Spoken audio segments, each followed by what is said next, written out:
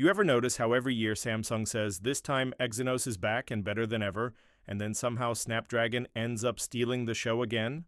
Well, get ready because the Galaxy S26 might be giving us that same feeling all over again. The big question is, will Samsung trust its own power, or are we looking at another Snapdragon takeover? Stick with me because the story behind these chips is way more interesting than you might think. Samsung has been playing this tug-of-war with its own Exynos processors and Qualcomm S Snapdragon chips for what feels like forever. Each time there's a hint of an Exynos comeback, the leaks start, the excitement builds, and then suddenly something changes, leaving fans scratching their heads.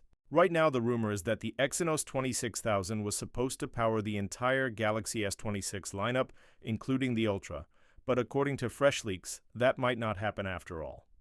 Qualcomm's next flagship, the Snapdragon 8 Elite Gen 5, is reportedly going to run around 75% of all Galaxy S26 phones. And the twist?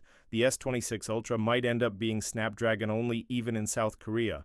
That's like Apple saying, yeah, we're going back to Intel for the MacBook Pro. You can almost hear the collective groan from Exynos fans everywhere. Now, before we jump to conclusions, there's a reason for this split. Early benchmarks show the Exynos 26000 actually competes very closely with Snapdragon, even beating it in certain areas. The problem seems to be production. Samsung's 2nm process isn't ready to manufacture tens of millions of chips yet. Imagine having an incredible recipe, but not enough ovens to bake all the cakes. That's the situation right now. If Samsung tried to push Exynos into every device, we could end up with shortages and unhappy customers. So Snapdragon becomes the safe choice, even if it isn't perfect. And about Snapdragon, here's the catch. The 8 Elite Gen 5 is strong, no doubt, but reports suggest it runs hot under pressure, losing up to 40% of its performance due to thermal throttling. That matters a lot if you play games or edit video on your phone. Imagine your powerful flagship suddenly feeling like a mini heater, cutting your speed and performance when you need it most. If the Exynos 26000 stays cooler and maintains its power, it really begs the question, why not just use it everywhere? It's a little frustrating because the Exynos 26000 looked promising. Early leaks hinted at better efficiency, tighter thermal control, and GPU performance that finally went toe-to-toe with Snapdragon.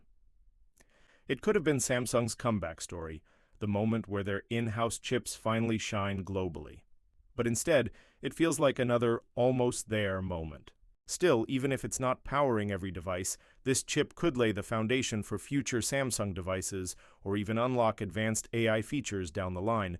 And then there's the camera. The S26 Ultra is getting the headlines, but the regular S26 and S26 Plus are quietly improving too. The ultra-wide camera stays at 12 megapixels, which is a bit disappointing for those hoping for an upgrade. The main camera, however, is changing. Samsung is switching to a 50-megapixel in-house sensor called S5K-GNG.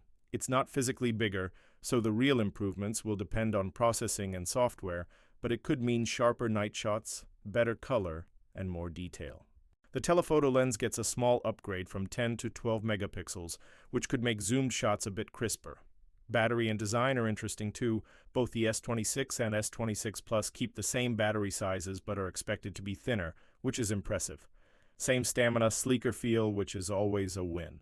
And for creators, Samsung is reportedly bringing its professional video codec to the non-Ultra models, allowing 4K 60 FPS recording on both front and rear cameras.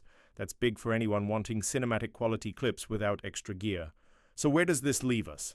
The Galaxy S26 series looks like a mix of small victories and missed opportunities. Sleeker phones, better cameras, and powerful chips, but the same old chip tug-of-war.